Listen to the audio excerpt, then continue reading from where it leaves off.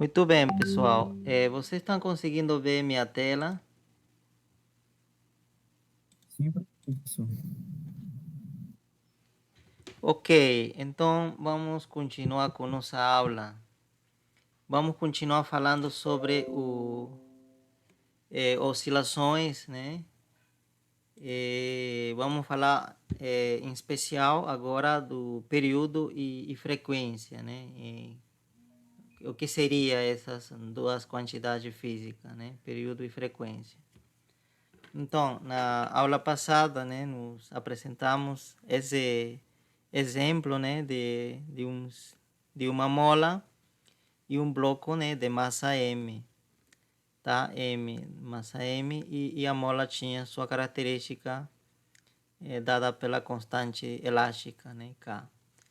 Muito bem, e lembrem que nos deduzimos a lei horária, né, para esse tipo de movimento, para o movimento do bloco, tá? Essa equação, né, ou essa função. Então, nós deduzimos que o x seria igual a uma constante que a gente chamou de amplitude multiplicado pelo cosseno de ômega t mais uma constante de fase, né, que a gente chamou de delta, tá? A e delta dependem das condições iniciais, né? Vocês já provaram isso resolvendo alguns exercícios, né? Depende da posição inicial, né? De onde ele é liberado, da velocidade inicial, tá? E ômega não depende das condições iniciais, sino ômega depende do problema, né? Das características do sistema, né? Ômega era a raiz quadrada de K sobre M, né? Isso que nós deduzimos na aula passada, né? Então, o que eu estou tentando expressar com essa função, né? O que representaria essa função, né, seria que o x, né? Seria justamente a posição, aqui olha o x, no máximo pode ser A, né? Tá? Esse x, essa posição, pode ir no máximo A, não pode ultrapassar, né? Não pode se esticar mais que isso, no máximo chegar A, e no mínimo, né?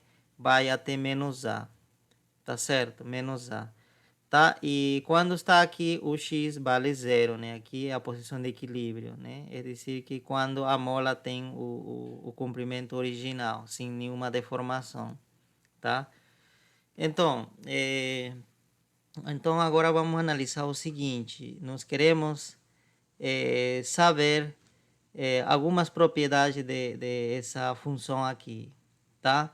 E claro, depois disso a gente precisa saber em quanto tempo esse bloco demoraria para ir de um extremo. Imagina que o bloco está aqui, de quanto tempo demoraria para chegar para esse extremo, para outro extremo, e depois voltar, né? Que isso a gente vai chamar de ciclo, né? Uma ida e volta, né? Começa de um extremo, vai a outro extremo e volta à sua posição inicial, né? E quanto tempo será que gasta? Isso que a gente vai chamar de período, tá? Então vamos tentar encontrar uma equação para o período. Ok. Antes disso, eu gostaria de falar de algumas propriedades da função cosseno. É importante, né? Porque aqui está aparecendo cosseno. Então, a função cosseno, tá? Tem a seguinte propriedade, né? Vamos dizer f cosseno, por exemplo, cosseno de um ângulo, né? Vamos chamar de φ, por exemplo, né? Um ângulo φ, tá? Essa função. Então, vamos graficar a função cosseno, né? Então, vamos pensar que essa reta representa o eixo, o ângulo. Aqui vamos colocar os valores do ângulo, né? Então, aqui estará, vamos dizer, o zero, tá? Aqui será o ângulo zero, pode ser negativo o ângulo, né? Não tem problema, pode ser positivo. Aqui será o zero. Aqui podemos dizer que seria, né? Vamos fazer o seguinte, aqui seria π meios, tá? Π meios, tá? Eu vou fazer minha escala usando né? O π, tá? Em múltiplos de π. Então, aqui seria π, e aqui seria 3π meios, e aqui seria 2π, tá certo? Tá? Se fosse em graus, aqui é 0, aqui seria 90, 180, 270 e 360. E depois ainda continua, né? Φ poderia adotar valores maiores. Aqui seria, por exemplo, 5π meios, né? 5π meios. Muito bem. Tá certo. E assim, né? Aqui seria já 3π, por exemplo. 3π. Continuaria. E aqui negativo, né? Menos π meios. Aqui seria menos π. E assim. Ok. E agora vamos definir outro eixo. Aqui seria o eixo... vamos chamar o eixo f da função justamente. Vamos analisar o valor da função f. Tá? Então também deve ter uma escala. Nesse caso, na direção vertical, a escala que vou escolher vai ser de 1 em 1. Aqui será 1, aqui será 2, tá? É uma escala diferente, tá? Nesse caso, né, um caso especial, tá? Na direção vertical, eu vou colocar uma escala que cada quadradinho tenha valor 1.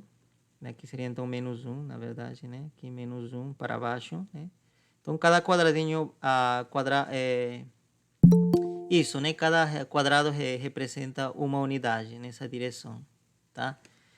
E nessa direção não, nessa direção cada quadradinho representa π meios, né? Aqui π meios mais π meios, π, né? Aqui π meios já, como aqui era π, então aqui 2π, tá? Então tem diferente escala, né? Muito bem. Então, como poderíamos graficar essa função? Essa função, quando φ vale 0, né? Φ, o ângulo vale 0, cosseno de 0 é 1. Então, a função vale 0, ou perdão, 1. Né? A gente até poderia montar uma tabela por aqui, rapidamente. Né? Quando φ, aqui vamos colocar o valor do φ, e aqui vamos colocar o valor da função, tá certo? Então, quando φ vale 0, o ângulo vale 0, estamos aqui, a função vale 1, por quê? Porque cosseno de 0 é 1. E quando φ vale π meios, tá certo? A função vale 0, por quê? Porque cosseno de π meios, se a gente substituir aqui, vai dar 0. Quando o ângulo vale π, a função vale menos 1. Tá? Vocês podem verificar todas essas informações. Quando é 3π meios, a função, o cosseno de 3π meios é 0 também. E quando o ângulo é 2π, a função vale 1. Tá certo? Então, vamos marcar esses pontos aqui. Tá? Onde estão esses pontos? Então, aqui eu tenho o par, 0,1. Aqui eu tenho o par π meios 0 e assim para o resto também, né? Então, olha, 0,1 seria esse ponto aqui. Π meios 0 seria esse ponto aqui. Então, deve passar por aí essa curva, né? E esse ponto seria π menos 1, tá? Π em x, deve ser aqui, e em altura deve ser menos 1, então deve estar por aqui. E aqui nessa parte seria 3π meios, 0, né? Então 3π meios em x e 0 em y. Então aqui. E aqui seria 2π, 1. Então 2π em x, ou nesse caso, né? Y, né? E seria 1 na altura, né? Na altura, f. Então seria 1 aqui. Tá certo? Muito bem. Claro, quando você ligar esses pontos, parece que vai dar isso, né? Parece uma V, né? Mas quando você pegar mais ângulos intermédios, por exemplo, aqui você poderia pegar um ângulo π quarto, né? Você vai ver que não vai dar uma reta assim, tá? O gráfico da função cosseno vai ser aproximadamente o seguinte, tá? Então vai ser assim,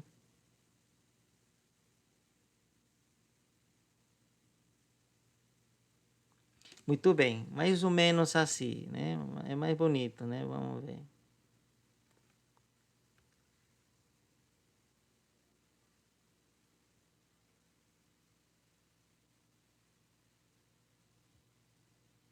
Muito bem, mas continua. Depois do 2π, como o ângulo começa a, né? Você lembra, né? O ângulo começa a se repetir a partir de 2π. Tá? E os valores do cosseno também começam a repetir a partir de 2π. Então, significa que a partir de aqui, vai começar a repetir tudo o que estava aqui, né? Então, vai a se repetir. Então, vamos graficar dessa forma. Vamos continuar assim. E depois, aqui, né?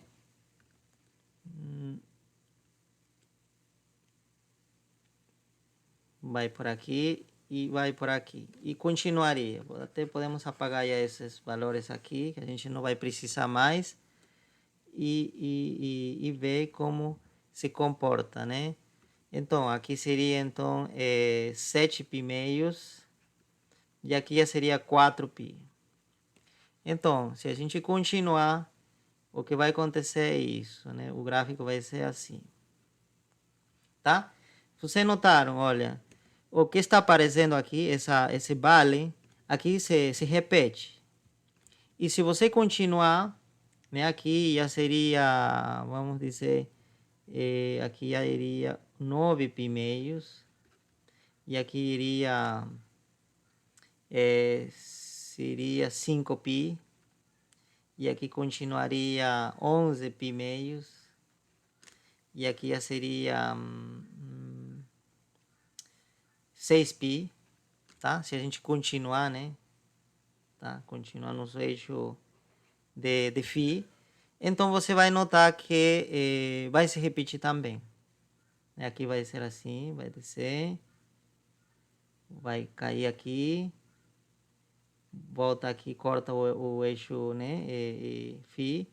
Depois volta a subir novamente. Tá certo? Então, o que você nota? Por que eu estou fazendo isso, né? Assim, tendo esse trabalho de apresentar isso, né? E colocando diferentes cores ainda essas curvas. Para ver a periodicidade da função cosseno. Que a função cosseno é uma função periódica. Tá certo? É dizer que a partir de um certo ângulo começa a repetir. E você pode ver que quanto seria o período angular, né, do cosseno, né? Quanto deveria varrer o ângulo para que comece a repetir. Então a gente vai medir esse ângulo, né? Vamos medir a partir daqui até esse ponto. Quanto varia o ângulo para que se repita o cosseno? A gente vê que seria 2π. Cada vez que o ângulo varia 2π, começa a se repetir. Tá certo? Aqui mesma coisa, né? Aqui, vamos ver. Aqui mesma coisa, olha. Cada 2π, porque olha, entre 4π e 2π existe uma variação de 2π. E novamente o gráfico se repete, né? Aparece o vale novamente. E aqui mesma coisa, 2π. A partir de aqui, novamente vai se repetir outra curva parecida a essa, né? Nesse lado. Tá? Então, o que nós notamos é que cada vez que você varia 2π esse ângulo, a função se repete. Tá? O gráfico se repete. Os valores da função se repetem. Tá? Porque isso é um resultado, né, interessante. Por quê? Porque isso é coerente com o que aparece aqui, tá? Porque que significa esse 1 e menos 1 que estamos colocando aqui? Seriam os valores máximos do cosseno e o valor mínimo, tá certo? E se a gente multiplicar aqui esse cosseno, em vez de ser aqui simplesmente cosseno, a gente multiplicar por A, né? A multiplicamos como justamente queremos que seja. Então, significa que em vez de ser 1 aqui, vai ser A aqui. E aqui vai ser menos A. Tá certo? Por quê? Porque, olha, se o ângulo é 0, então essa parte vai ficar cosseno de 0, vai ficar 1. E 1 multiplicado por A vai ficar justamente o valor da função A, é dizer, que vai estar na altura A, tá certo? Tá? Então, nesse caso, a nossa escala poderia ser A e aqui 2A, né? Ou, tá certo? 2A e aqui menos 2A, por exemplo, né? Mas, o que nos diz esse gráfico é que essa função pode variar simplesmente de menos A. Não pode subir mais que isso, tá certo? Até a gente poder fazer uma linha, traçar uma linha aqui, tá certo? Não pode subir mais que essa linha, tem que estar dentro, né? Dessa linha o valor da função, tá? No máximo pode subir até essa linha e no mínimo pode descer até essa linha aqui, tá certo? Não pode descer mais, tá? Então por isso que essa função do cosseno, né, se chama também de uma função acotada, né? Que está acotada, está limitada, né? Restringida. Então não pode assumir qualquer valor real, né? Pode assumir simplesmente de menos A, é dizer, desse coeficiente até A, tá certo? Então pode fazer né, pode variar de valores, mas desde que esteja entre menos A e A. E isso é coerente, por quê? Porque nosso bloco, tá certo? Justamente tem que variar de menos A. Não pode passar aqui, não pode ir o bloco fora dessa região A, nem pode ir aqui menor que esse valor, tá certo? Então, a posição aceitável para o bloco é essa aqui que está dentro, é essa parte, né, de menos A, tá? Então, corresponderia a essa parte, né? Ok? Então, se a gente substituir o f por x, que é justamente nossa função aqui se chama x, tá certo? Justamente nosso x deve variar de menos a, tá? Então é isso. Mas, o que você observa? Que cada certo, né? Quando a variação do ângulo é 2π, os valores de x vão se repetir novamente, tá? Por exemplo, aqui, né? Nesse tempo, ou nesse ângulo, o valor da função era A, o valor do x era A. E quando passa 2π, o valor do x volta a ser A, estaria na altura A, tá certo? Quando passou 2π. E quando passa outro 2π, o valor do x volta a ser A, está se repetindo, né? E não é simplesmente esse valor, podíamos pegar esse, olha, nesse ponto, quanto vale a função? Né? O quanto vale x nesse ponto? Nesse ponto, o x vale 0. Significa que nesse ponto, aqui, o nosso bloco estaria aqui na posição de equilíbrio, né? Tá certo? E quando passa 2π, olha, 2π seria aqui, né? Aqui já tem 1π, olha, daqui até aqui 1π. E passa novamente outro π, esse 2π, tá certo? Tudo isso seria 2π. Você pode ver também dessa forma, 2π, tá? Você pode contabilizar, né? Calcular, que vai dar 2π.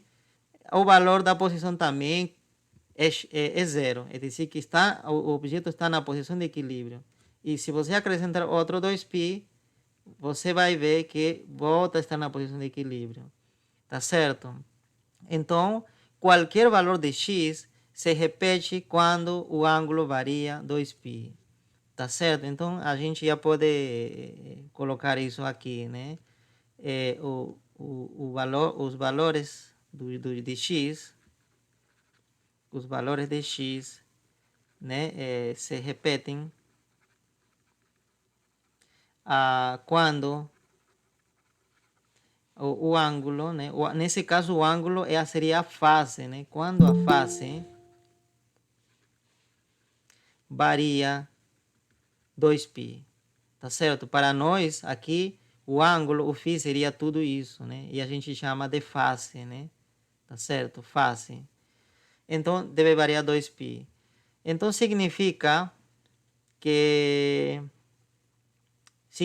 que a variação desse ângulo, assim pode colocar dessa forma, tem que ser 2π, para que se repita tudo, tá certo? Para que se repita o movimento, tá? Então, vamos então a fazer variar esse ângulo, tá? Vamos substituir então esse ângulo aqui, né? Então seria, olha, variação do ângulo. Quem seria o ângulo? Ômega t mais delta, que deve ser igual a 2π, tá? Agora, aplicamos esse operador de variação aqui, né?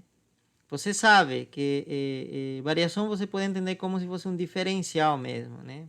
Olha, tem a mesma propriedade que a derivada, na verdade. É uma variação, porque a derivada, né, é uma variação. Então, aqui seria, né, delta de ômega t mais delta dessa delta minúscula, né? Tá certo? A gente faz a propriedade distributiva, né? Delta do primeiro mais delta do segundo. E você lembra que quando você tem uma derivada, esse que é constante, né? Nós sabemos que esse aqui é constante, não varia, né? Tá certo? Então sai, né? Então você teria delta t, simplesmente, né? Porque esse aqui sai, então já sobra delta t, mais o delta da constante de fase, isso aqui. Mas é constante de fase, é constante, não varia, não depende do tempo. Então, você lembra que a derivada de uma constante é zero e a variação de uma constante também é zero. Então, essa parte é zero porque não varia, né? Porque aqui está dizendo, essa variação está dizendo, né, quanto varia, né? Então, o delta minúscula, né, a constante de fase, não varia nada, né? Então, zero. Então, nós temos essa equação. E depois, isolando o delta t, nós temos essa relação, 2π sobre ômega, né? Que se passa a dividir outro lado. Muito bem. Então, nos paramos aqui. O que significa, então, isso? Nós encontramos que o ΔT deve ser 2π sobre ômega. Mas o que era essa condição?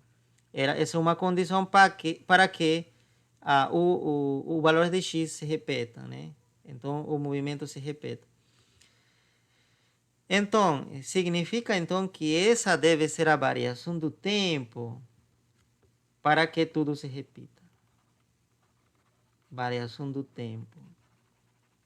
Tá certo? Então, deve passar, o tempo deve variar esse tanto, esse 2π sobre ômega, para quê? Para que o movimento comece a se repetir. Tá certo? E a esse valor a gente vai dar um nome especial, né? Que a gente vai chamar de período, né? Tá certo? Período. Porque a partir desse tempo, o movimento se repete, tá? Então, nos representamos com a letra T, T maiúscula, tá? Então, nosso T, que seria o período, tá? Seria 2π sobre ômega, tá certo? Então, a essa variação do T, que não é qualquer variação, senão é uma variação de modo que o movimento se repita, né? A isso que nós chamamos de T. E é dado por essa fórmula, tá certo? Então, substituindo agora ômega aqui, nós temos o seguinte resultado, né? T seria 2π dividido por ômega, né? Então, aqui, ômega é K sobre M, né? Então, nós temos essa relação. Mas a gente pode ajeitar isso da seguinte forma, né? Vocês sabem que uma fração, né, que está no denominador, pode subir, multiplicar a esse numerador, porém, quando multiplica, ele multiplica na ordem invertida, né? Que significa isso? Que vai multiplicar, mas dessa forma, invertendo essa ordem, né? De numerador, denominador. Então, o que era denominador aqui, passa a ser numerador aqui. E o que era numerador, passa a ser denominador. Então, fica desse jeito. Tá? Então, nós temos essa fórmula para o período, tá? Então, esse é o mais o resultado importante aqui, que o T, que o período, né, que o tempo que demoraria um bloco, né, ir de um extremo para outro e voltar, tá certo? Voltar, porque a partir daí começa a repetir tudo, né? Olha, se você está aqui e depois você anda para esse ponto e depois volta a essa posição inicial. Depois disso, vai começar a repetir tudo o que passou anteriormente. Vai se repetir tudo. Então, justamente, esse seria o período, né? a partir desse tempo que passou, né, para acontecer essa ida e volta. Então, esse período diz que 2π raiz quadrada da massa e da constante elástica. É dizer que não depende das condições iniciais, não depende do A, não depende do A, é dizer, não importa quão grande seja essa oscilação, tá certo? Pode ser pequena ou pode ser, né, mais larga, mas o período não vai mudar. O período depende somente da massa do bloco, quão pesado é esse bloco, e da constante elástica da mola. Tá certo? E nada mais. Então, esse é um resultado muito interessante, tá? Então, esse resultado, tá certo? Pode ser usado, né? Pode ser usado experimentalmente para poder medir massa de algum objeto né? Que tenha massa desconhecida, né? Para medir massa. É dizer que a gente poderia usar né, uma mola, né, para poder medir a massa de um objeto. E não uma balança, né, que a gente usa sempre, né, a balança, né, que a gente, né, coloca objetos, né, e faz uma leitura, né. Tá certo? Esse é o tradicional, né, que usa o conceito da gravidade. Mas imagina que a gente está em um lugar onde não tem gravidade. Então, essa balança que nós temos, balança tradicional, que nós encontramos no supermercado, né? Nós temos na nossa casa, se não tem gravidade, tá certo? Se gravidade zero, tá? Você está no espaço, por exemplo, os astronautas, né? Estão no espaço. Então, esse tipo de balança não tem utilidade para medir a massa, porque não vai medir nada, vai medir zero, né? Tá certo, né? Porque essa balança que nós temos, o tradicional funciona com a gravidade. Sem gravidade não funciona.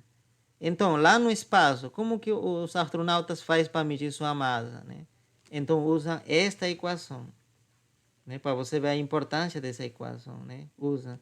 Então, eles têm um aparelho, né? Assim, tem uma mola, né? Uma mola. Aí tem um carrinho aqui, o astronauta sube no carrinho, tá certo? Com certeza a massa do carrinho, pelo menos, deve ser dado, né? Deve ser dado, né? Porque o fabricante, né? Deve ter medido a massa, né? Então sobe o astronauta e o astronauta faz, né? Faz esse movimento oscilatório, né? Faz esse movimento oscilatório e seus colegas medem o período, né? Quanto tempo ele demora a fazer uma ida e volta, né? Eles, por exemplo, liberam aqui, ele vai para aqui e volta, né? Quanto tempo gasta isso? O tempo dá para medir, né? Usando o relógio normal, tá? Então, mediu o tempo. Então, que mediu? Quando mediu o tempo de ida e volta, o que está medindo é o período. Esse daqui que está medindo. Então, significa que você conhece isso. Os astronautas calculam isso, né? Experimentalmente, o T. E 2π é um número conhecido, né? E a constante da mola, né, que deve estar usando, deve ser algo conhecido também. O fabricante, né, devem ter levado da Terra, então, né, eles sabem quanto seria a constante elástica. Então, isso aqui também é conhecido, né? O T é conhecido, o K é conhecido. Então, o que sobrou? Sobrou a massa. Então, significa que a massa pode ser determinada usando esta fórmula, né? Elevamos ao quadrado isso, né? Elevamos ao quadrado, como vai ficar se a gente elevar ao quadrado? Vai ficar t quadrado, vai ficar 4π no outro lado, né? Elevamos ao quadrado a ambos lados, aqui e esse lado, né? Então aqui seria 2 ao quadrado, 4, π quadrado. E a raiz some, então ficaria m vezes k, m sobre k. E esse k passa ao outro lado multiplicar, e esse 4π quadrado passa a dividir.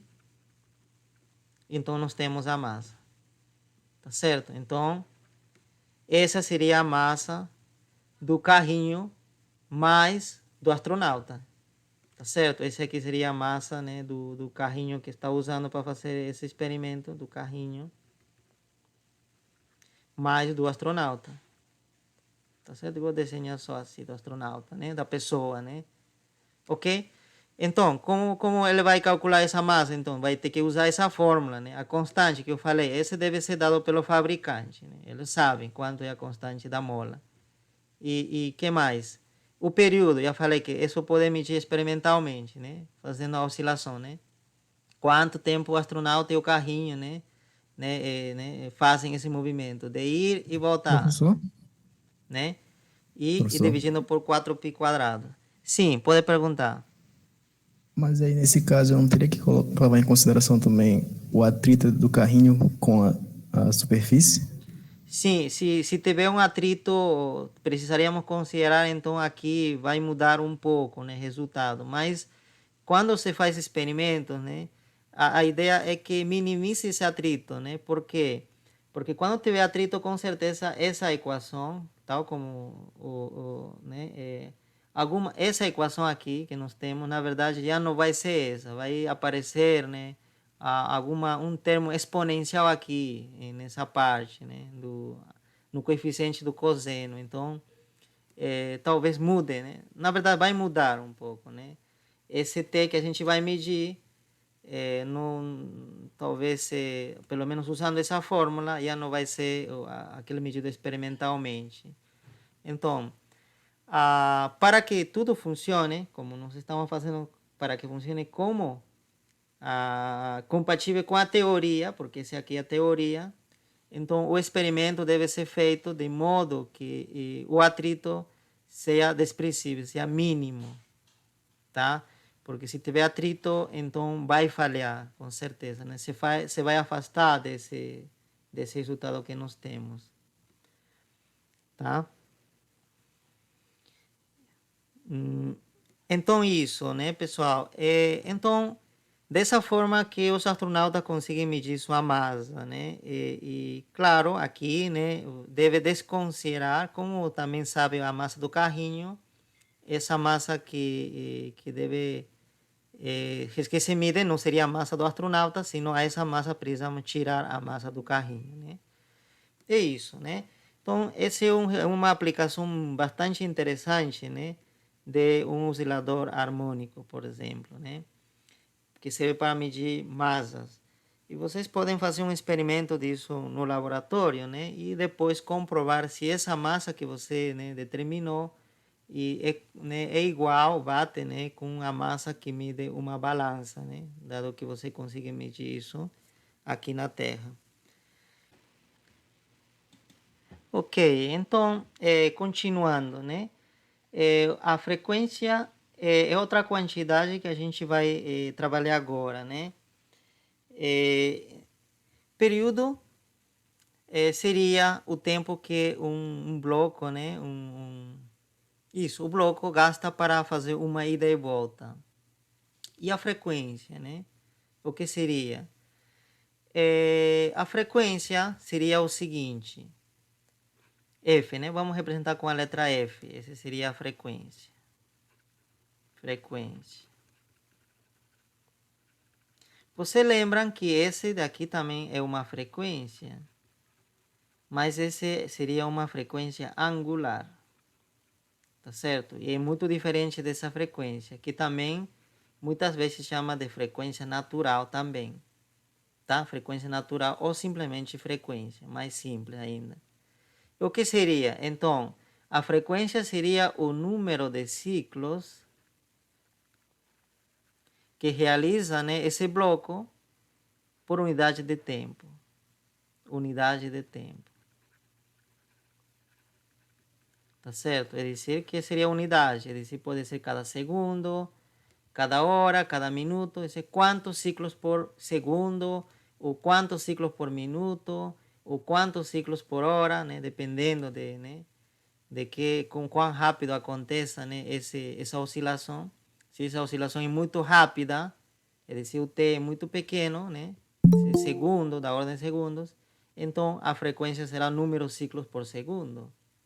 Mas se essa oscilação acontece, né, cada minuto, né, cada 2 minutos, é um pouco demorado, então aqui f será número de ciclos por minuto. Se for, por exemplo, mais demorado ainda, essa oscilação acontece cada hora ou 2 horas que se repete, né? seria um movimento super lento, né? Super lento, muito lento. Então, nesse caso, F será número de ciclos por hora, por exemplo. Tá? Mas na nossa realidade, nos experimentos, acontece que os ciclos acontecem, o número de voltas acontece cada segundo, né? Esse movimento é rápido, não é tão lento assim. Então, geralmente, a gente vai usar a unidade de ciclos por segundo. Tá, eu falei de ciclos, mas não sei se ficou claro. Aqui chamo de ciclo, né? O ciclo seria vamos imaginar que nós estamos aqui, o bloco está aqui, e o tempo que ele gasta, perdão, o ciclo chamamos a esse movimento. Esse ida ao extremo, A, e essa volta. Tá certo, né? É decir, chamamos ciclo ao movimento de ida e volta. Esse é um ciclo. Tá certo? Um ciclo. E se fosse, né? Aqui, né? Uma ida e volta, depois uma ida e depois uma volta. Isso seria 2 ciclos. Tá certo? Então, ciclo é isso, né? Uma ida e volta. Então, aqui, número de ciclos significa número de idas e voltas. Tá? Tá? Então, em nosso caso, a frequência seria o seguinte. Eu acredito que para esse sistema é fácil calcular a frequência. Por quê? Porque nós sabemos que em um tempo t, que seria o período, quantos ciclos faz esse bloco? Em t é o tempo suficiente para que ele faça uma ida e volta. Essa é a definição do período, na verdade, né? Tá certo? Você lembra? O t é o tempo que ele gasta de um objeto, ir de um extremo para outro e depois voltar. Tá certo? Significa então que em um t ele faz um ciclo, uma ida e volta. Então, um ciclo cada t. Então, a frequência é justamente isso, né? 1 sobre t. Tá? Então, se nós substituir esse resultado que acabamos de determinar, né, anteriormente, nós temos o seguinte, 1 sobre 2π sobre ômega. Novamente, a mesma propriedade. Esse aqui pode subir ao numerador desde que esse aqui se inverta. O que era numerador passa a ser denominador e o que era denominador passa a ser, né, numerador. Tá? É assim, né? Se troca a posição, né? Esse passa a ser numerador e esse denominador. Então, e vai multiplicar a 1, né? 1 vezes isso. Mas 1 não altera nada, então nosso resultado é que F, a frequência, fica ômega sobre 2π. Tá certo, né? Seria isso. Tá? Então, adicionamos aqui essa fórmula, né? A frequência é ômega sobre 2π. Muito bem. Vamos falar das unidades. O período, a unidade é o segundo. A frequência, a unidade, né? Podemos colocar aqui, né, dessa forma. Esse representa a unidade. A unidade da frequência vai ser, como tem que ser, olha, ciclos. Então, seria ciclo por segundo. Porque a unidade de tempo vai estar dada em segundo. Então, ciclo por segundo. Tá? A isso a gente vai chamar de Hertz. Tá? Vamos simplificar simplesmente de Hertz. Hz, né?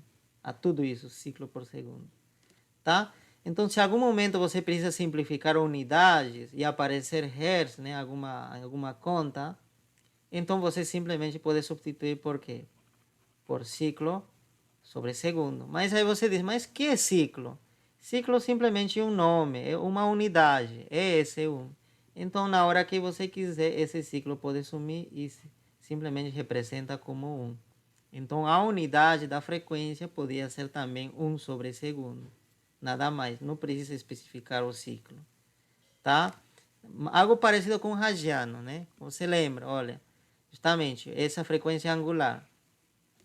Essa frequência angular era né, a unidade dessa frequência angular era radiano por segundo.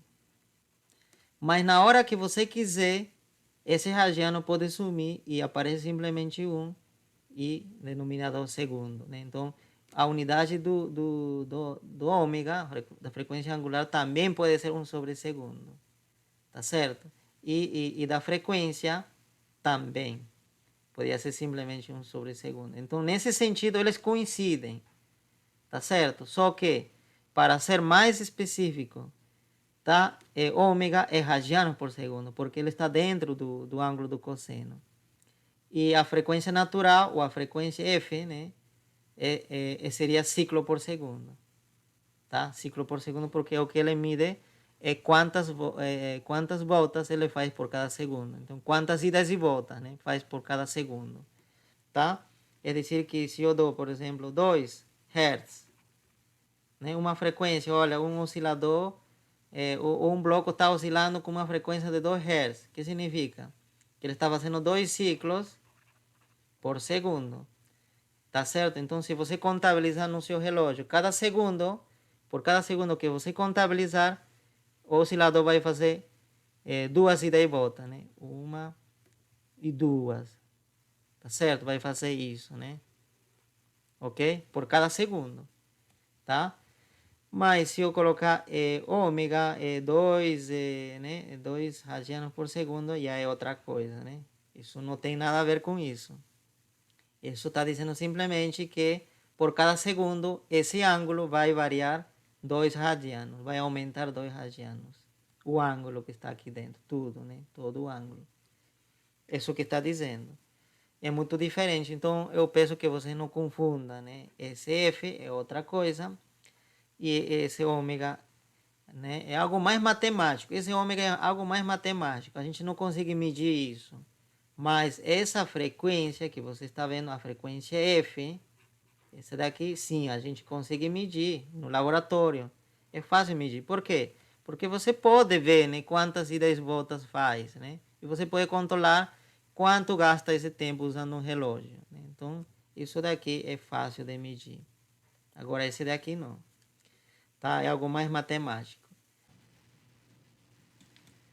Então, agora vamos falar sobre a energia no movimento harmônico simples, tá? Esse tipo de movimento, né? Energia no movimento harmônico simples. Então, existem dois tipos de energia nesse bloco. O bloco tem dois tipos de energia, né? Você deve saber que a primeira seria a energia cinética, né? Por quê? Porque esse bloco está em movimento, né? E isso deve ser igual a 1/2 da massa sua velocidade ao quadrado, né? Do bloco, né? Tá certo? E também deve ter uma energia potencial, mas você não confunda, não é energia potencial gravitacional, não é. É outro tipo de energia, é potencial, mas não é devido à gravidade. É devido, assim, à estrutura interna da mola. Tá certo? Porque, olha, você sabe que se você comprimir uma mola, ela acumula uma energia, tá? E essa energia acumulada se denomina energia potencial. Por que potencial? Porque, né, se está comprimida, ainda não se manifesta. Mas na hora que você soltar a mola, deixar livre, aí começa a se manifestar essa energia potencial, né? Como que se alguma coisa começa a empurrar, né, o objeto, né? Tá certo? Imagina que você comprime, né, com esse bloco aqui, e uma vez que você soltar, o que vai acontecer? O objeto vai começar a se mover, tá? Então, quando você comprime, a mola, né, acumula energia potencial. Ou quando você estica, a mesma coisa. Se você estica e depois libera, né, então o bloco vai começar a se mover, né? Vai fazer esse movimento oscilatório, tá? Então, a mola acumula energia potencial no momento em que ele está deformado. Mas se não está deformado, não tem nenhuma energia, porque olha, imagina que inicialmente a mola tinha um tamanho dado e você não deforma nada, não vai acontecer nada, né, com o bloco, não vai andar nem para um lado nem para outro, né, tá certo? Então, para que apareça energia potencial, é necessário que exista uma deformação. E nós falamos que a deformação, né, nós identificamos a deformação com essa quantidade, né, x, esse x, tá certo? Né? Que justamente seria dado por essa, no caso do movimento harmônico simples, dado por essa função, né? Ok? Então, esse x. Essa seria a medida da deformação da mola também, né? Tá certo? É dizer que esse x mide duas coisas. Mide a posição do bloco e mide também a deformação. Tá certo? Esse aqui é a medida da deformação. Então, esse daqui seria quanto está esticado, né? X positivo, esticado. X negativo, está comprimido, né? Então, se pode deduzir, tá certo? Que a energia potencial, tá certo? Para um objeto que está deformado x, seria o seguinte, seria 1 meio a constante elástica da mola, né? Vezes o x quadrado. É dizer, que uma função quadrática da deformação. Tá certo? E como você está vendo, depende da constante elástica. É dizer, que a energia potencial depende da estrutura, né? Como foi feito essa mola. Tá certo? A maior constante elástica, maior energia potencial, porque está aqui, né? A maior, né? A menor constante elástica vai ser menor também a energia que ele vai armazenar, tá bom? Então isso, né? Essa seria a energia potencial, né? Devido a uma mola, isso daqui, tá? Que essa energia potencial é compatível com a lei de Hooke, tá certo? A demonstração está aí, né? Na lei de Hooke. Então, como vocês podem ver, se x igual a zero, então a energia potencial é zero. Justamente não vai armazenar nada aqui, né? Não vai armazenar. Se está na posição de equilíbrio aqui, né? A energia potencial é zero. Eu acho que a gente poderia fazer algum gráfico de isso, né? Tá, vamos graficar isso, né? Então, vamos supor que esse eixo seja o eixo da energia, tá? Pode ser energia, né? U. E aqui vamos desenhar o eixo do x, né? Da deformação. Então, como você está vendo, o x pode variar de menos a até x, ou perdão, até a, tá certo? Então, o x pode variar somente nesse intervalo, ok? Então, quanto vale quando x vale zero? A energia potencial vale zero, então significa que está a uma altura zero, está aqui. Quanto vale quando a deformação é A? Aqui. Então vai ser 1 meio K ao quadrado, né? Então vai ser, vamos supor que aqui seria isso, né? Tá certo? Então seria aqui mais ou menos. Então seria, essa altura seria vamos colocar aqui no lado, né? E seria 1 meio de K a quadrado. Tá certo? Esse é o valor dessa altura. Até melhor colocar assim. Dessa forma. Essa altura vale... vamos colocar assim. 1 meio de K a quadrado. Tá certo? Então está aqui. Passa por aqui o gráfico. E por outro lado, quando x é menos a ao quadrado, vai ficar também, né? Como elevado ao quadrado, o sinal não vai fazer diferença, então vai ficar também a altura 1 meio de K ao quadrado. Então, o gráfico, como deve ser uma parábola, que é uma função quadrática, né? Então, deve ser o seguinte, vamos lá, né? Vamos com esse cor. Então, seria mais ou menos assim.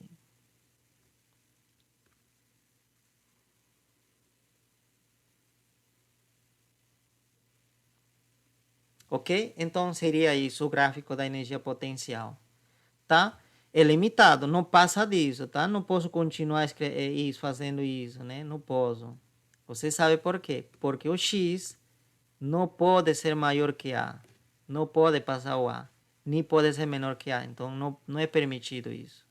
Tá certo? Então, a energia, o gráfico é uma curva finita, né? Tem um início e tem um fim.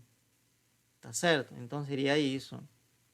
E preste muita atenção como é o comportamento. Olha, a energia potencial é máxima onde? A energia potencial é máxima no que a gente chama, esse daqui chama de ponto de retorno. Ponto de retorno. E esse aqui também ponto de retorno. Esses extremos a gente chama de ponto de retorno. Tá? Por quê? Porque justamente, olha, esse bloco vai avançar até A e a partir de aí que vai começar a retornar. De outro lado, também avança até menos A, né? E depois começa a retornar. Então, por isso que se chama ponto de retorno a esses dois pontos. Então, a energia potencial é máxima nos pontos de retorno. Aqui a energia potencial é máxima. Tá certo? Aqui pode dizer U máximo. E desse lado também U máximo. E quanto vale? O máximo seria isso, né? O máximo, vamos colocar aqui mesmo, o máximo seria 1/2 de K A quadrado. Esse é o valor máximo da energia potencial. E qual seria a energia, em que momento a energia potencial é mínima? Seria aqui, na posição de equilíbrio. Aqui a energia é mínima. Mínima. E quanto vale? 0. Ok? Isso é importante porque alguns exercícios envolvem essa interpretação. Você precisa saber isso para responder a questão, né? Pode dizer, olha, determine, né, a energia potencial máxima e em que momento acontece essa energia potencial máxima. Outro poderia dizer, olha, em que momento acontece a energia potencial mínima e quanto é. Então você já sabe, a energia potencial mínima acontece na posição de equilíbrio, é dizer, quando o bloco passa por esse ponto, aqui, na posição de equilíbrio. Aqui que é a energia potencial mínima. Aqui nos extremos, aqui máxima, aqui também máxima. Ok? Muito bem. Então vamos parar de falar de energia potencial e vamos falar da energia cinética. Energia cinética, nós precisamos ainda fazer algumas transformações antes de graficar. Muito bem. Tá, a energia cinética você sabe que depende da Professor? velocidade, né? Aqui não está a velocidade. Professor, Sim. você pode repetir essa parte aí do U máximo e do U mínimo, por favor? Uhum. Oi, olha, é só olhar o gráfico aqui, né? Qual seria a altura máxima dessa curva? Seriam aqui e aqui, né? Tá certo? Então, para x igual a, porque isso significa x igual a, e para x igual a menos a energia potencial é máximo. Alcança o ponto máximo, né? Tanto em A, quando esse bloco está nessa posição em A, e quando o bloco está nessa posição menos A. Aí a energia potencial é máximo. Por quê? Porque a deformação é máxima, tá? E quando é mínimo? Quando esse bloco está passando aqui independente da velocidade, não estou dizendo que está parado o objeto. Basta que passe por esse x igual a 0, né? Passe por aqui. Nesse momento, a energia potencial será mínimo. Olha, aqui vale 0, né? Mínimo. Tá certo? Nesse caso, a energia potencial é sempre positivo, né? Não é negativo. Não tem como passar para baixo aqui. Ok? Então, isso. E esses pontos daqui, esses extremos, a gente chamou de ponto de retorno, né? Tudo bem? Sim, professor, obrigado. Tudo bem. Então, olha, agora vamos com energia cinética. Mas para energia cinética, nós precisamos saber a velocidade. E aqui nós temos a posição. Porém, nós calculamos também a velocidade já, né? Alguma aula, né? Vocês podem assistir os vídeos passados. Aí calcula a velocidade. Que se calcula simplesmente derivando isso, né? Em relação ao tempo, né? O que seria a derivada de x em relação a tempo, tá? Só para já apresentar para vocês que outra forma de escrever derivada temporal, porque esse aqui é uma derivada temporal de x, né? Então, outra notação é escrever assim, x pontinho, simplesmente. Toda vez que aparecer algum livro que você está lendo, né? Ou algum momento eu escrever x ponto, significa que eu estou falando disso aqui, derivada de x em relação a t, tá? Por exemplo, eu escrevo em algum momento, olha, a ponto. que significa isso? Significa a derivada de A, né, em relação a tempo. Necessariamente isso aqui tem que ser tempo. Não pode ser outra coisa. Não pode ser em X, não pode ser em Y, não. Tem que ser necessariamente tempo. Somente quando for tempo, a gente usa essa notação nova mais simples na física, tá? Porque a ideia sempre é simplificar a notação também, né? Ok? Então é isso. Eu poderia usar essa notação aqui. Então, poderia chamar a V simplesmente como x ponto também, tá? Muito bem. Então, a derivada temporal disso, nós mostramos que seria a constante, derivado do cosseno, é menos seno. Então, esse menos vai para frente, menos seno, ômega t mais delta, mais a derivada do argumento. E do argumento, a derivada, esse aqui zero, e aqui simplesmente sobra ômega. Então, essa ômega, em vez de deixar aqui, eu vou colocar aqui na frente. Então, seria menos a ômega. Muito bem, tá? Ok, agora eu preciso velocidade ao quadrado, né? Já tenho velocidade, agora preciso velocidade ao quadrado. Vamos apagar isso por enquanto, né? Tá certo? Só vou escrever aqui no lado que isso também seria escrito como x ponto. Então, agora sim, velocidade ao quadrado seria ao quadrado disso, o menos, né? Quando eleva ao quadrado, some, tá? Então, seria a quadrado, ômega quadrado e seno ao quadrado de tudo isso, ok? Então, isso, nós temos já. Então, eu poderia substituir aqui e já tenho energia cinética, tá? Só que essa energia cinética vai ficar em função de t. Será que eu poderia colocar em função de x? Para poder graficar conjuntamente com a energia potencial aqui, fazer né? Aqui no mesmo plano? Vamos ver. Você sabe, né?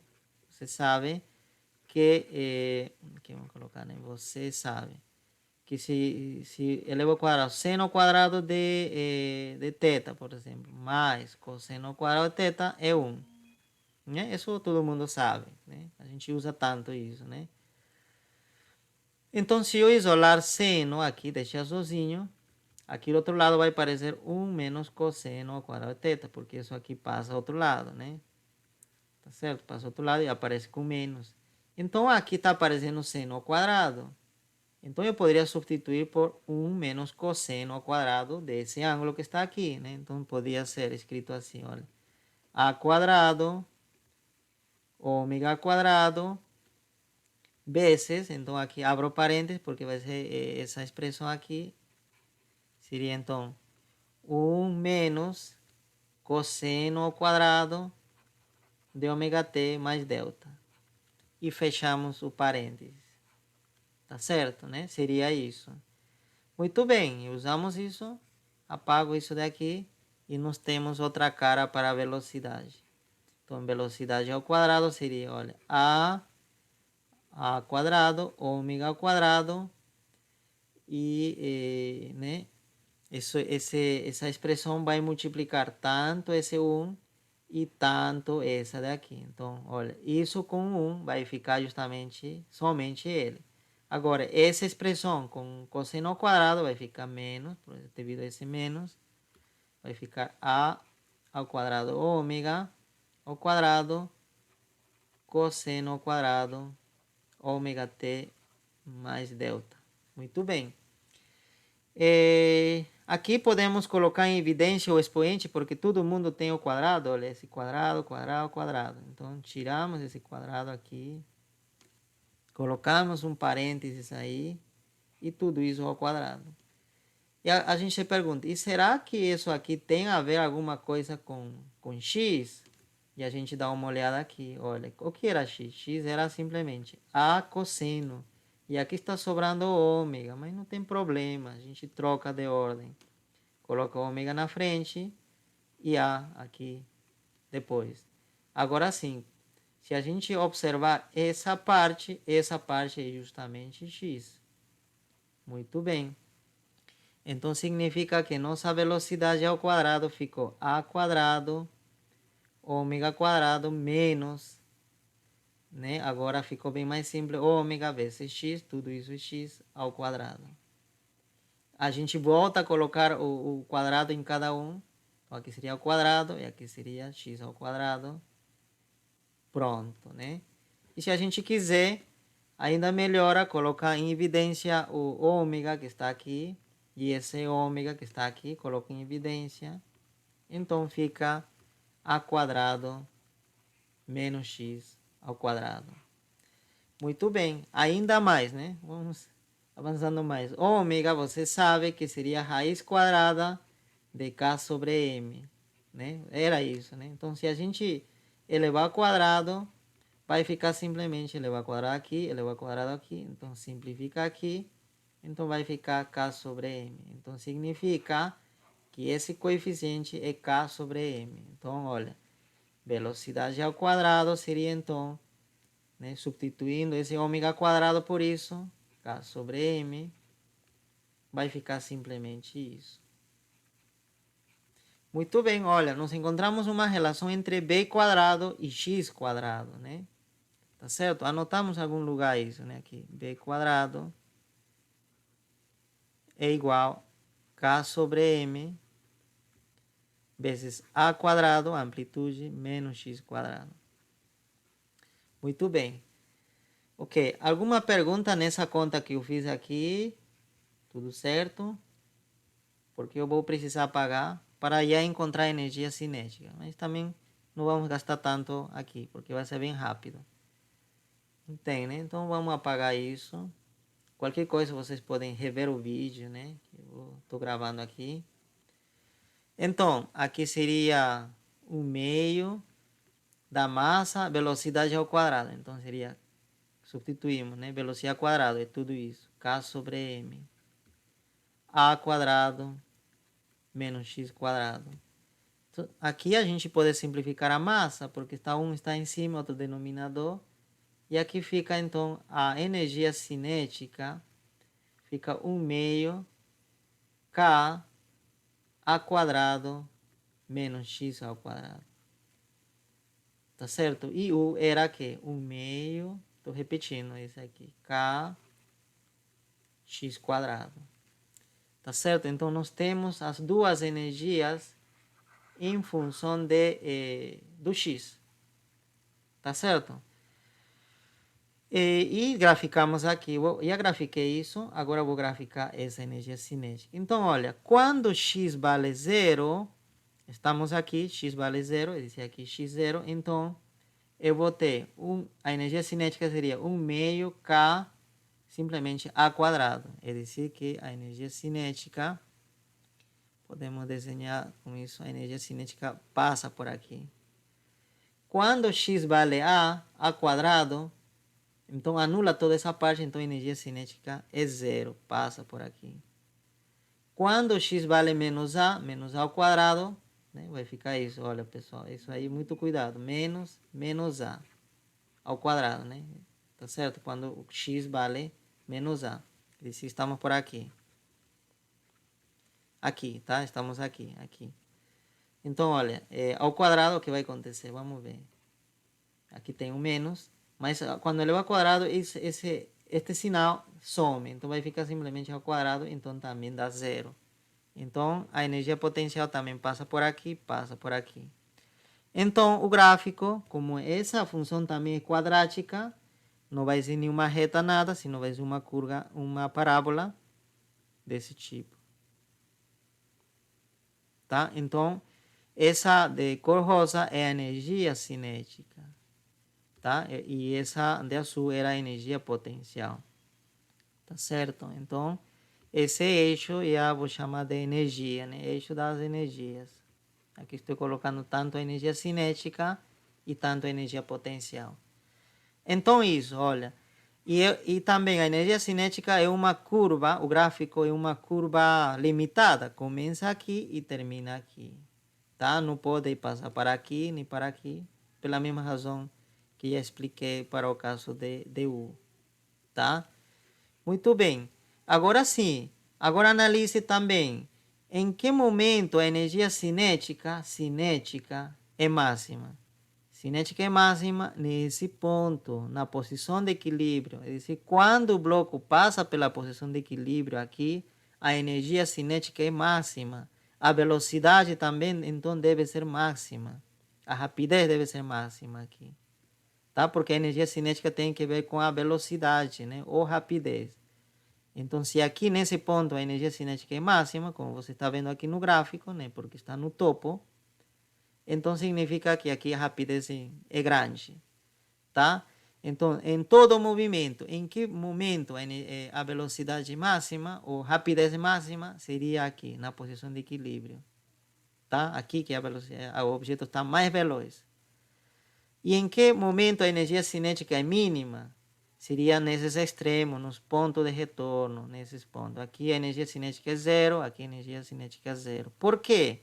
Porque a velocidade é zero nesses extremos. Aqui a velocidade é zero. Aqui a velocidade é zero. Mas por que é zero?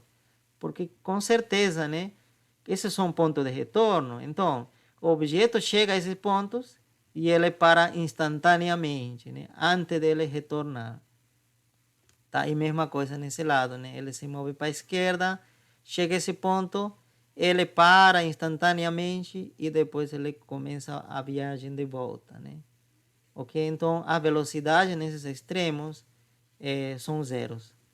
E aqui no meio a velocidade é máxima, né?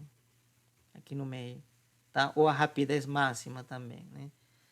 Então, isso, pessoal, né? O gráfico nos mostra isso. Então, eu sugiro que vocês analisem melhor esse gráfico, que vai ajudar a resolver alguns exercícios, tá? Muito bem. Para finalizar, e o que acontece com a energia mecânica? Energia mecânica. O que acontece? Energia mecânica é o E, né? E, que seria a soma da energia cinética mais energia potencial. Então, se a gente somar, aqui já está pronto, né, para somar, vamos ver, olha, a energia cinética era tudo isso, então vou colocar 1 meio de K a quadrado menos x quadrado mais 1 meio de K x quadrado. Essa seria a energia potencial, estou escrevendo. Então, agora, multiplicando, né, isso daqui distributivamente, então eu vou ter 1 meio de K a quadrado, outro lado vou ter menos 1 meio K x quadrado, mais 1 meio kx quadrado. Muito bem, né? E aqui nós observamos que esse e esse termo são iguais. Simplificamos, igual. Então, a energia mecânica seria 1 meio K a quadrado. Ok? O que significa isso? Quem é K? É a constante elástica. E quem é A? A amplitude, que também é uma constante, né, para uma condição inicial dado, né? Que esse A não vai variar, né? O objeto vai sempre estar oscilando, né, entre esses valores constantes, que vai ser A, tá? Então significa que a energia mecânica total é constante, não varia. E quanto vale 1 meio de K ao quadrado? E aqui então seria quem? Aqui eu preciso usar outra cor para graficar essa energia total. Energia seria essa linha aqui, o gráfico da energia mecânica. E justamente passa pela altura 1 meio de K ao quadrado, que seria isso, essa altura, né? Ok? Então a energia mecânica não se conserva, não varia. Porém, a energia potencial tem essa variação. E a energia cinética varia dessa forma. Tá certo? Mas a energia cinética e a energia potencial variam de modo que a energia total se conserve, né? Se cumpre, né, a conservação da energia nesse caso. Mas lembrando, isso seria para o caso que não tem atrito. Se tem atrito, a história já muda, né? Estamos trabalhando já de oscilações amortecidas, né? Que seria já outro assunto, tá? Muito bem. Alguma pergunta, pessoal, aí?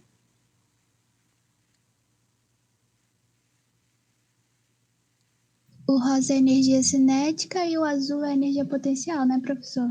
Isso, a sua energia potencial, isso, e essa rosa, energia cinética, e essa vermelha seria a energia total, né? Ou energia mecânica, né? Tá bom. Uhum. Muito bem. Essa energia mecânica ainda, né, podemos colocar de outra forma, que é mais útil. Da seguinte forma, em vez de usar K, a constante de elástica, a gente pode colocar em termos de ômega. Mas por quê? Porque a gente sabe que ômega ao quadrado é K sobre M, né? Isso não sabemos, né? Está nós já apresentamos isso. Então, se isolar K, eu vou ter ômega ao quadrado e esse M passa a multiplicar. Então, se eu substituir aqui, eu vou ter o seguinte, que a energia mecânica total seria o meio de K, que seria, então, eu vou trocar a ordem também, a massa vou colocar na frente, vou colocar assim, tá? Trocar a ordem, então seria massa ômega quadrado A quadrado. Tá certo? Então, pode também ser apresentado dessa forma, a energia mecânica. E é importante de colocar a energia dessa forma é que pode se estender para outros movimentos oscilatórios, tá?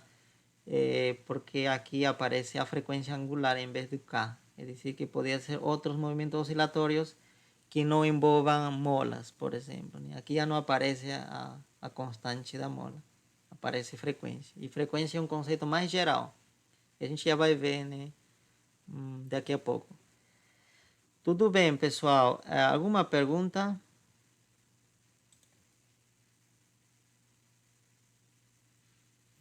Sem perguntas, professor. Tudo bem. Ok, eu falei daqui a pouco que a gente ia ver, né, outro caso, né, em que não envolvia molas, mas de qualquer forma também aparecia o movimento harmônico simples, né? E então a frequência, nesse caso, né, continua o conceito da frequência, porém, em vez de ser K sobre M, já será dado por outra fórmula, né, dependendo do sistema. Então, quando falava disso, eu estava pensando no pêndulo, que seria o próximo assunto. Mas eu estou vendo o tempo aqui e já nós estamos quase no final da aula, nosso tempo está acabando. E eu acredito também que ficou um pouco cansativo, né? Essa apresentação, né? Passei bastante tempo falando. Então, eu sugiro deixar o pêndulo para a próxima aula. Ok? Então, o assunto de hoje finaliza aqui. Muito bem, pessoal. Então, para a próxima aula, né, vocês podem já resolver esses exercícios 2.4, 2.5, 2.6, né? Eu acho que tem alguns itens, né? Cada questão tem item A, item B. Então, vejam isso, né? Mais uma recomendação, assim, para não ficar muito repetitivo as apresentações, tentem diversificar, dizer que no máximo apresentem, né, uma mesma questão, 2 alunos, no máximo, né, e vocês bem entre vocês no grupo, né, de WhatsApp que vocês devem ter, né, para não se repetir as questões muito, tá? Eu acredito que assim vai ficar bem melhor para todo mundo. E se alguém achar algum exercício na internet também, né, que tenha a ver com o assunto, né, algo interessante, ou no livro, também podem apresentar sem nenhum problema. Tá bom? Então é isso por hoje, né? Então paramos aí. Até nossa próxima aula.